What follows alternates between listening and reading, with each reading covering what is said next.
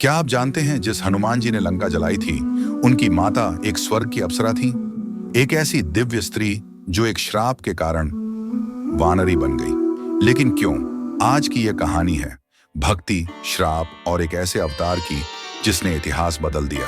यह कथा शुरू होती है स्वर्गलोक से, जहां रहती थी एक अद्भुत सुंदरी अप्सरा, पुंजिकस्थला। उनका नाम था अंजना। वह इंद्र के दरबार की एक प्रमुख नर्तकी थी, जिनके नृत्य से समस्त देवता मंत्रमुग्ध रहते थे। लेकिन एक दिन एक छोटी सी भूल ने उनका जीवन बदल कर रख दिया। एक बार जब महर्षि दुर्वासा गहन तपस्या में लीन थे, तब अंजना और उनकी सखियों ने मुनि का मजाक उड़ा दिया। महर्षि दुर्वासा की तपस्या भंग हुई।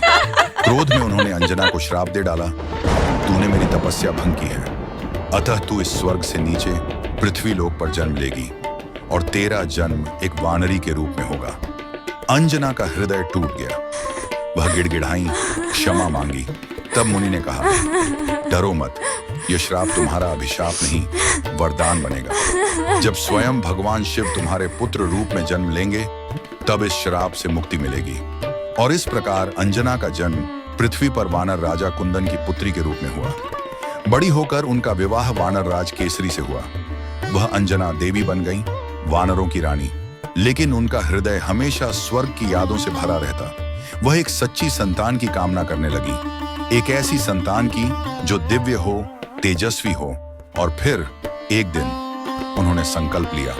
वह पवित्र पर्वत पर चली गई और भगवान शिव की कठोर तपस्या शुरू कर दी। वर्षों बीत गए। उनकी तपस्या इतनी तीव्र थी कि उन्होंने केवल फल फूल खाकर कठोर व्रत रखे। अंततः भगवान शिव प्रसन्न हुए। उन्होंने दर्शन दिए और पूछा, वत्से, मांगो, तुम्हारी क्या इच्छा है? अंजना ने कहा, प्रभु, मुझे एक ऐसा पुत्र चाहिए जो अजेय हो, बलवान हो और जिसका नाम तीनों लोकों में प्रसिद्ध हो। भगवान शिव मुस्कुराए। उन्होंने कहा, तथास्तु, मैं स्वयं तुम्हारे पुत्र के रूप में अवतार लूंगा। इसके बाद भगवान शिव ने अपने एक अंश को पवन देव को दिया। पवन देव ने उस दिव्य अंश को अंजना देवी के गर्भ में स्थापित किया।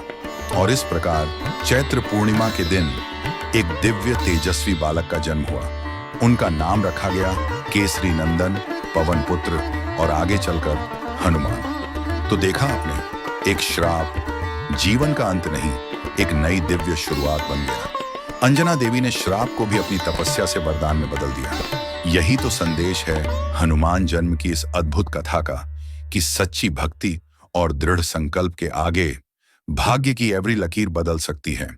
अगर आपको हमारी यह वीडियो पसंद आई हो तो वीडियो को लाइक जरूर करें और कमेंट में जय बजरंगबली जरूर लिखें। ऐसी ही और अद्भुत और रोमांचक कहानियों के लिए हमारे चैनल को जरूर सब्सक्राइब करें। जय बजरंगबली, जय माता अंजनी।